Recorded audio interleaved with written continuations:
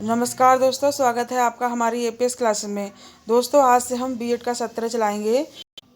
तो दोस्तों ये है बीएड का फर्स्ट पेपर जो कि हिंदी भाषा से संबंधित है और ये बीएड 2015 के प्रवेश परीक्षा का पेपर है। आइए इस पर एक नज़र डालते हैं। दोस्तों प्रश्न संख्या 1 से 5 तक मुद्रित वाक्यांश के भाव को सही शब्द में व्यक्त करने वाले विकल्प को चुनिए। ठीक है, तो देखिए पहला प्रश्न है अनुचित बात के लिए आग्रह, हट, जोर जबरदस्ती, दादागिरी, दुराग्रह। तो इसका सही आंसर होगा दुराग्रह। ठीक है, अगला प्रश्न है इंद्रियों को बस में किया हुआ, जिसने अपनी इंद्रियों को बस में कर रखा हो वह संयमी, ब्रह्मचारी, जितेंद्रिय, दृढ़ प्रतिज्ञ। तो वह होगा जितेंद्रिय। ठीक है, अगला प्रश्न है वह मनुष्य जिसकी पत्नी मर गई है। ठीक है, तो वो क्या कहलाएगा? वियोगी, विधुर, पत्नी रहित, अकेला। तो वह विधुर कहलाएगा। ठीक वैसे ही जैसे किसी महिला का पति मर जाता है तो वह महिला विधवा कहलाती है। अगला प्रश्न है रोंगटे खड़े करने वाला। तो रोंगटे खड़े करने वाला भयानक, डरावना, लोमहर्षक, आश्चर्यजनक। तो वह होता है लोमहर्षक। ठीक है, अगला प्रश्न है वचन द्वारा जो कहा नहीं जा सकता, अद्भुत, अलौकिक, आध्यात्मिक, अनिवर्चनीय। तो वह है अनिवर्चनीय। ठीक है, अगला प्रश्न है रे नृप बालक कालवश, बोलत तो ही न सवार, धनुहि सम त्रिपुरारी धनु, विदित सकल संसार। उक्त पंक्तियों में कौन सा रस है? ठीक है, तो वीर रस होगा, भयानक रस होगा, रौद्र रस होगा या फिर अद्भुत रस होगा। तो इन पंक्तियों में रौद्र रस होगा। ठीक है, कौन सा रस होगा? रौद्र रस। अगला प्रश्न है वनौषधि शब्द का संधि विच्छेद है, वन धन औषधि, वन जवा औषधि, वनौजवा सधि, वनौष जवा धी। तो इसका सही आंसर होगा ऑप्शन बी, वन जवा औषधि।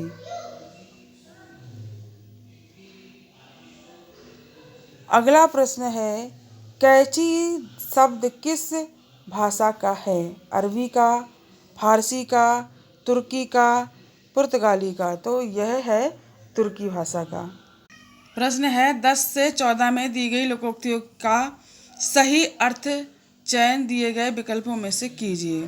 ठीक है, तो प्रश्न है अंधों में काना राजा, मूर्खों में समझदार नहीं, अंधों में काना राजा हो जाता है, अनेक मूर्खों के मध्य थोड़ा पढ़ा लिखा व्यक्ति भी विद्वान समझा जाता है, कुपात्र को सफलता मिल जाना।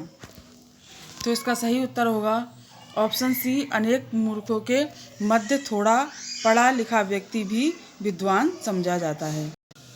अगला प्रश्न है अशरफियों की लूट कोयलों पर मुहर। ठीक है, तो बहुमूल्य वस्तु का लुट जाना, अशरफियों के लुट जाने के बाद पछताना, अशरफियाँ लुट गईं कोयले बच गए, या फिर ऑप्शन डी बहुमूल्य वस्तु के व्यय की चिंता ना कर तुच्छ वस्तु को सावधानी से रखना। तो इसका सही उत्तर होगा ऑप्शन डी। अगला प्रश्न है उल्टा चोर कोतवाल को डांटे, चोर कोतवाल से भी नहीं डरता, किसी की हानि करके उल्टा उसी पर रौब जमाना, चोर कोतवाल को कैसे डांट सकता है, गलती करके भी शर्मिंदा ना होना। तो इसका सही आंसर होगा ऑप्शन बी, किसी की हानि करके उल्टा उसी पर रौब जमाना। अगला प्रश्न है चोर की दाढ़ी में तिनका, चोर हमेशा सावधान रहता है, चोर दाढ़ी से पहचाना जाता है, अपराधी अपनी सफाई सबसे पहले देता है, चोर की अलग पहचान होती है। तो इसका सही उत्तर होगा ऑप्शन सी, अपराधी अपनी सफाई सबसे पहले देता है। अगला प्रश्न है प्रश्न 15 से 16 में दी गई कहावत के प्रचलित रूप का चयन कीजिए। तो दोस्तों चार कहावतें ऑप्शन में, चार ऑप्शन है, ऑप्शनों में कहावतें दी गई हैं। जो प्रचलित रूप में कहावतें चलती हैं हमें उस पर टिक करना है। तो देखिए जैसे कि जो 15 प्रश्न नंबर 15 है, जहाँ न पहुँचे रवि तहाँ पहुँचे कवि, जहाँ पहुँचे कवि वहाँ पहुँचे रवि, जहाँ न पहुँचे कवि वहाँ जाए रवि, रवि के पीछे भागे कवि। तो इनमें से हमें सही जो लग रही है वो है ऑप्शन ए, जो कि जहाँ न पहुँचे रवि तहाँ पहुँचे कवि। ऐसा हमने बचपन से सुन रखा है, तो यही हमें सही लग रहा है। अगला क्वेश्चन है, जब 9 मन तेल होगा तभी राधा नाचेगी, बिन तेल भी राधा नाचेगी। 9 मन तेल होगा तो 9 दिन राधा नाचेगी, ना 9 मन तेल होगा ना राधा नाचेगी। तो हमने हमेशा जो सुना है वो ऑप्शन डी ही सुना है कि ना 9 मन तेल होगा ना राधा नाचेगी। अगला प्रश्न है, प्रश्न 17 से 21 में प्रत्येक मुहावरे के अर्थ के 4 विकल्प दिए गए हैं। इनमें से उचित विकल्प का चयन कीजिए। दांत काटी रोटी होना, ठीक है, तो परस्पर घनिष्ठता और गहरी दोस्ती, नज़दीक रहना, साथ साथ खाना पीना, दूसरों को बेवकूफ़ बनाना। तो इसका सही उत्तर होगा परस्पर घनिष्ठता और गहरी दोस्ती होना। अगला प्रश्न है, लकीर का फकीर होना। तो ऑप्शन ए है मूर्खतापूर्ण कार्य करना, दूसरों की नकल करना, वफादारी निभाना, बिना सोचे समझे पुरानी लीक पर चलना। तो इसका सही उत्तर होगा बिना सोचे समझे पुरानी लीक पर चलना। अगला प्रश्न है, बारे न्यारे होना, बर्बादी होना, दूसरों को लाभ पहुंचाना, बहुत लाभ होना, कुछ शेष ना रहना। तो इसका सही उत्तर होगा बहुत लाभ होना। अगला प्रश्न है, रंग में भंग होना, भांग पीकर नाचना, मजा किरकिरा होना, काम ना हो पाना, किसी की परवाह ना होना। तो इसका सही आंसर होगा वो होगा ऑप्शन बी, मजा किरकिरा हो जाना। अगला प्रश्न है, घी के चिराग जलाना, बर्बादी करना, खुशियाँ बनाना, घमंड करना, दूसरों को तुच्छ समझना। तो इसका सही उत्तर होगा खुशियाँ मनाना, ऑप्शन बी। अगला प्रश्न है, पानी गए न उभरे मोती मानुष चून में कौन सा अलंकार है। तो इसमें श्लेष अलंकार होगा। कौन सा अलंकार होगा? श्लेष अलंकार। अगला प्रश्न है, सोहत ओढ़े पीत पट, श्याम सलौने गात, मनहु नीलमणि मणि शैल पर, आतप पर्यो प्रभात में कौन सा अलंकार है। ठीक है, तो रूपक अलंकार, अनियोक्ति अलंकार, उत्प्रेक्षा अलंकार या भ्रांतिमान मान अलंकार। तो इसका सही उत्तर होगा उत्प्रेक्षा अलंकार। अगला है, इनमें से कौन सा रूपक अलंकार का भेद नहीं है। सांग रूपक, निरंग रूपक, पारस्परिक रूपक या व्यतिरेकी रूपक। तो इसका सही उत्तर होगा व्यतिरेकी रूपक। अगला प्रश्न है, मेरी भव बाधा हरो राधा नागरी सोई, जातन की झाई परै श्याम हरित धुति होई में कौन सा छंद है। सोरठा, चौपाई, दोहा या फिर छपै।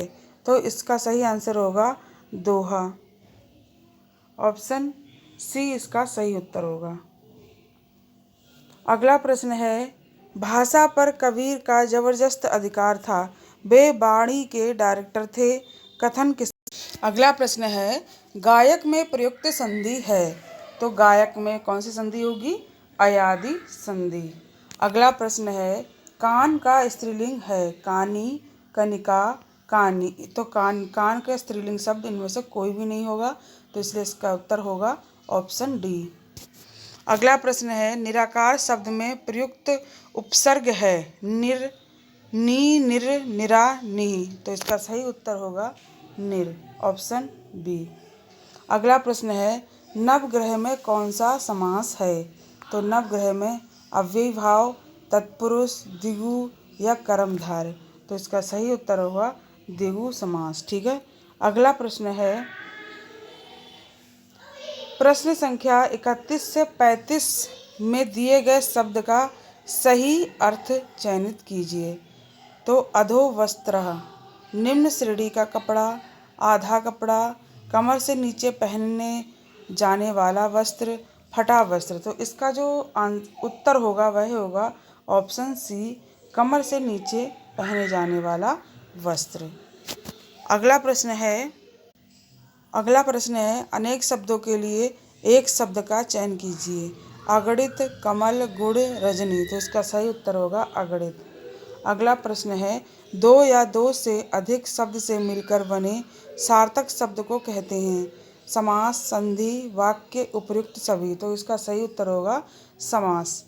अगला प्रश्न है भय बिनु होए न प्रीति किस कवि की पंक्ति है? कबीरदास की, तुलसीदास की, केशव दास की या बिहारी लाल की। तो इसका सही उत्तर होगा तुलसीदास की।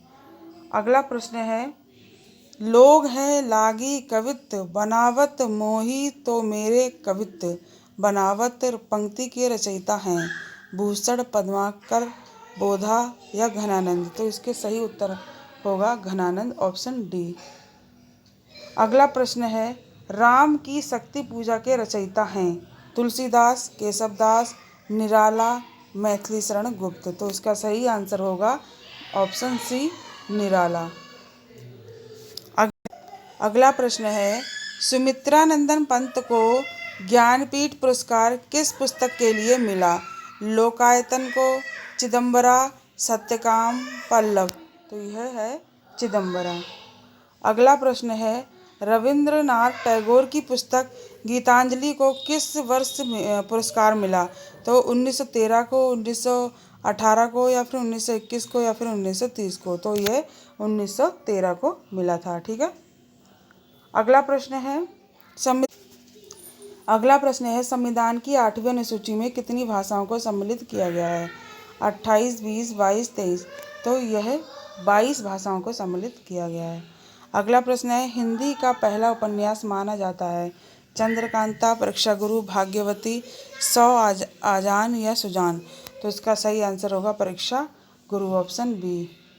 अगला प्रश्न है आवारा मसीहा के लेखक हैं रामवृक्ष बेनी, विष्णु प्रभाकर, अमृतलाल नागर, वियोगी हरि। तो इसका सही उत्तर होगा विष्णु प्रभाकर। अगला प्रश्न है क्या भूलूं क्या याद करूं किसकी आत्मकथा है? यशपाल की, रामदास मिश्र की, हरिवंश राय बच्चन की या बलराज साहनी की। तो इसका सही उत्तर होगा हरिवंश राय बच्चन की। अगला प्रश्न है भारतीय संविधान के किस अनुच्छेद में हिंदी को संघ की राजभाषा तथा लिपि देवनागरी होगी कहा गया है? तो वह है 341, 343, 351, 354। तो वह अनुच्छेद 343, ऑप्शन बी। अगला प्रश्न है वल्लभाचार्य किस संप्रदाय के संस्थापक थे? अद्वैत के, द्वैताद्वैत के, विशिष्टाद्वैत के, शुद्धाद्वैत के। तो वह थे शुद्धाद्वैत के। अगला प्रश्न है निम्नलिखित में कौन पुल्लिंग नहीं है? बाल, कान, नाक, हाथ। तो नाक जो है वो पुल्लिंग नहीं है, बाकी सब पुल्लिंग है। ठीक है। अगला प्रश्न है निम्नलिखित में से शुद्ध वर्तनी है? श्रृंगार, श्रृंगार, श्रृंगार, श्रृंगार। तो इसका सही आंसर होगा ऑप्शन डी, श्रृंगार। अगला प्रश्न है निशा शब्द का अर्थ नहीं है यामिनी, विभावरी, निशि, प्रतिकामिनी। तो इसका सही आंसर होगा प्रतिकामिनी, ऑप्शन डी। अगला प्रश्न है चपला शब्द का अर्थ है चतुर, विदग्ध, बिजली, ज्योत्सना। तो इसका सही उत्तर होगा बिजली। अगला प्रश्न है मुक्ति की इच्छा रखने वाला के लिए शब्द होगा मोक्ष, मुक्तिदाता, मुमुक्षु, निर्वाण। तो इसका सही उत्तर होगा ऑप्शन सी, मुमुक्षु। अगला प्रश्न है इनमें से कौन सा मछली का पर्यायवाची नहीं है? मीन, मत्स्य, मत्सर या झख। तो इसका सही उत्तर होगा मत्सर, ऑप्शन सी। अगला प्रश्न है हिंदी में कारकों की संख्या है 6, 7, 8, 9। तो हिंदी में कारकों की संख्या 8 है। अगला प्रश्न है निम्न में से शुद्ध वर्तनी नहीं है? गंगा, ठंडा, चंचल, अंग। तो इसका सही आंसर होगा अंगे, ऑप्शन डी। अगला प्रश्न है, हिंदी भाषा का प्राचीनतम रूप है पाली, प्राकृत, संस्कृत, अपभ्रंश, तो वह है संस्कृत। अगला प्रश्न है, देवनागरी लिपि का विकास माना जाता है खरोष्टी से, ब्राह्मी लिपि से, गुरुमुखी लिपि से, शरावली लिपि से, तो इसका सही उत्तर होगा ब्राह्मी लिपि से, ऑप्शन बी। ठीक है। अगला प्रश्न है, हिंदी साहित्य का इतिहास सबसे पहले लिखा जॉर्ज अब्राहम ग्रियर्सन ने, रामचंद्र शुक्ल ने, गारसादा तासी ने, हजारी प्रसाद द्विवेदी ने, तो ऑप्शन सी गारसादा तासी ने। अगला प्रश्न है, हिंदी साहित्य के इतिहास का आचार्य रामचंद्र शुक्ल द्वारा काल विभाजन किया गया 3, 4, 5 या 6, तो यह 4 कालों का विभाजन किया गया था। ठीक है। अगला प्रश्न है, अपभ्रंश का पहला कवि माना जाता है स्वयंभू, पुष्पदंत, जोइंदू, हेमचंद्र, तो इसका सही आंसर होगा स्वयंभू। अगला प्रश्न है, सूरदास की भक्ति का स्वरूप है दास्य भक्ति, माधुर्य भक्ति, सख्य भक्ति या निर्गुण भक्ति, इसका सही आंसर होगा सख्य भक्ति, ऑप्शन सी। अगला प्रश्न है, रामचरितमानस में कुल कांड हैं 6, 7, 8, 10, तो 7 कांड हैं। ठीक है। अगला प्रश्न है, हिंदी साहित्य के आदिकाल को चारण काल कहा जाता है, तो आचार्य रामचंद्र शुक्ल, मिश्रबंधु, राहुल शंकराचार्य, ग्रियर्सन, तो इसका सही आंसर होगा ऑप्शन डी। अगला प्रश्न है, प्रथम हिंदी पत्र उदंड मार्तंड के संपादक हैं राजा राममोहन राय, द्वारिकानाथ टैगोर, पंडित जुगल किशोर शुक्ल, श्याम सुंदर सेन, तो इसका सही उत्तर होगा पंडित जुगल किशोर शुक्ल। अगला प्रश्न है, श्रीमद् भगवत गीता महाभारत के किस पर्व का अंश है उद्योग पर्व, भीष्म पर्व, द्रोण पर्व या शांति पर्व, तो इसका सही आंसर होगा भीष्म पर्व। अगला प्रश्न है, प्रिय प्रवास के रचयिता हैं मैथिली शरण गुप्त, सियाराम शरण गुप्त, महावीर स्वामी द्विवेदी, अयोध्या सिंह उपाध्याय हरिऔध, तो इसका सही आंसर होगा ऑप्शन डी। अगला प्रश्न है, वात्सल्य रस का प्रतिपादक ग्रंथ है रामचरितमानस, रामचंद्रिका, सूरसागर, सूरसावली, तो इसका सही उत्तर होगा सूरसागर। अगला प्रश्न है, आचार्य केशवदास कठिन काव्य के प्रेत हैं कथन है डॉक्टर राम कुमार वर्मा का, आचार्य प्रसाद द्विवेदी का, महावीर प्रसाद द्विवेदी का, आचार्य रामचंद्र शुक्ल का, तो इसका सही आंसर होगा आचार्य रामचंद्र शुक्ल का। अगला प्रश्न है, झांसी की रानी कविता के रचयिता हैं महादेवी वर्मा, सुभद्रा कुमारी चौहान, श्याम नारायण पांडे, माखनलाल चतुर्वेदी, तो इसका सही आंसर होगा सुभद्रा कुमारी चौहान। अगला प्रश्न है, हिंदी वर्णमाला में छात्राज्ञा स्वर क्या है, तो यह स्वर व्यंजन है, स्पर्श व्यंजन है, अंतस्थ व्यंजन है या फिर संयुक्त व्यंजन है, तो यह संयुक्त व्यंजन होंगे। ठीक है। कौन से व्यंजन होंगे? संयुक्त व्यंजन। अगला प्रश्न है, प, फ, व, भ, म वर्ण हैं। ठीक है। तो ये कौन से वर्ण हैं? दंत्य, तालव्य, ओष्ठ या कंठ्य। तो देखिए प, फ, भ, म, मतलब ये सारे वर्ड बोलने में होंठ आपस में मिल रहे हैं, मतलब ये ओष्ठ वर्ण होंगे। अगला प्रश्न है, अघोष अल्पप्राण व्यंजन है। ठीक है। तो अघोष अल्पप्राण व्यंजन कौन से होंगे? क, ख, ग, क, ख, घ, झ, तो इसमें क जो होगा वो अघोष अल्पप्राण होगा। ठीक है। कौन सा प्राण होगा? अघोष अल्पप्राण। अगला है, शब्द भाषा की इकाई है लघुत्तम, सार्थक, स्वतंत्र, उपयुक्त, सभी, तो इसका सही आंसर होगा उपयुक्त सभी। अगला प्रश्न है, तत्सम उपसर्ग युक्त शब्द का चयन कीजिए उपाचार्य, भरपेट, बेनाप, कमजोर, तो इसका सही उत्तर होगा ऑप्शन ए। अगला प्रश्न है, देशज प्रत्यय उपयुक्त शब्द का चयन कीजिए हिरनी, तैराक, भुलक्कड़, मौखरी, तो इसका सही आंसर होगा भुलक्कड़। अगला प्रश्न है, समूहवाची शब्द का चयन कीजिए लता, लोटा, सेना, रस्सी, तो इसका सही आंसर होगा सेना। अगला प्रश्न है, निष्कपट शब्द की रचना हुई है? स्वर संधि द्वारा, व्यंजन संधि द्वारा, विसर्ग संधि द्वारा, समास द्वारा। तो इसका सही आंसर होगा विसर्ग संधि के द्वारा। अगला प्रश्न है, अव्ययी भाव समास द्वारा निर्मित शब्द है? गंगाजल, यथाशक्ति, नीलकमल, नवग्रह। तो इसका सही आंसर होगा यथाशक्ति, ऑप्शन बी। अगला प्रश्न है, प्रश्न संख्या 81 से 85 में 4 वैकल्पिक वर्तनी दी गई हैं। सही वर्तनी वाले शब्द का चयन कीजिए। ए प्रत्यर्पण, बी परितर्पण, सी प्रत्यर्पण और डी प्रत्यर्पण। तो इसका सही आंसर होगा ऑप्शन सी प्रत्यर्पण। अगला प्रश्न है, प्रतिनिधान, प्रतिनिधान। तो इसका सही आंसर होगा ऑप्शन बी प्रतिनिधायन। अगला प्रश्न है, आध्यात्मिक, अध्यात्मक, आध्यात्मिक, आध्यात्मिक। तो इसका सही आंसर होगा आध्यात्मिक। अगला है, उपर्युक्त, उपर्युक्त, उपरोक्त, उपरयुक्त। तो इसका सही आंसर होगा उपयुक्त। अगला प्रश्न है, पृथ्वी, पृथ्वी, पृथ्वी, पृथ्वी। तो इसका सही आंसर होगा पृथ्वी। अगला है, अग्नि का पर्यायवाची? अनिल, अनल, मदन, सुनील। तो इसका सही उत्तर होगा अनल। प्रश्न है, देवता का पर्यायवाची? देवता का पर्यायवाची क्या है? देवेंद्र, दिवा, सूर्य, सुरेश। तो इसका सही उत्तर होगा सुर। अगला प्रश्न है, पुत्री का पर्यायवाची क्या होगा? तनुजा, तनय, तनय या अनुजा। तो इसका सही उत्तर होगा तनया। अगला प्रश्न है, आशा का विलोम है? निराश, नैराश, निराशा, अनाशा। तो इसका सही उत्तर होगा निराशा।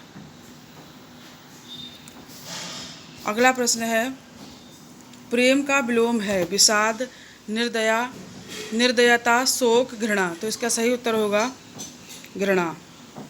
अगला प्रश्न है, काव्य शास्त्रीय संप्रदायों की संख्या है? 5, 6, 7, 8। तो इसका सही उत्तर होगा 6।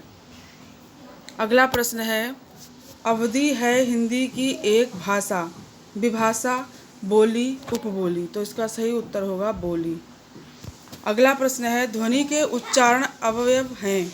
फेफड़े, श्वसन नलिका, कंठ, पिटक, मुख, नसिका, ये सभी।